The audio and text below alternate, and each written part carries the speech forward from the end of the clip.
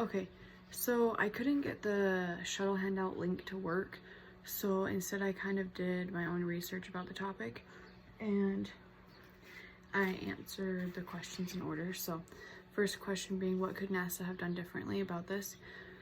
So in my opinion, NASA could have double checked everything before. I mean, I'm sure they did, but there were a few crew members that knew if this wasn't set in place then this could happen. So even having that if and then, they should have checked that out even more. So basically what happened is the O-ring failed to seal, and because that happened, it made the shuttle explode. So if they were to have double checked those O-rings and make sure that they were to seal properly, then they possibly could have prevented what had happened.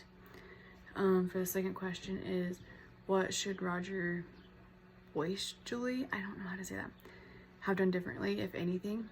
And in my opinion, I think that he did do a great job with his crew and the circumstances that he was in. But after reading about it, him and another crew member knew that if those seals weren't sealed properly, then the shuttle was going to explode. And instead of doing anything about that, they just kind of kept it to themselves, and they thought, what are the odds of that, you know? And I think if they would have spoken up about it, especially him, then it possibly could have been prevented by that too. And then for the last question is, what do I see as your future engineering professional responsibilities in relation to both being loyal to management and protecting the public welfare? So I feel like this kind of goes with both the first and second question. So I think when it comes to work, you need to be loyal to your boss and your peers, but you also need to be like loyal to yourself. And if I feel as if people were to speak up more about how they feel and put their ideas out there, then I think less harm would happen in the work field. And especially if those bosses or managers were to listen to the employees.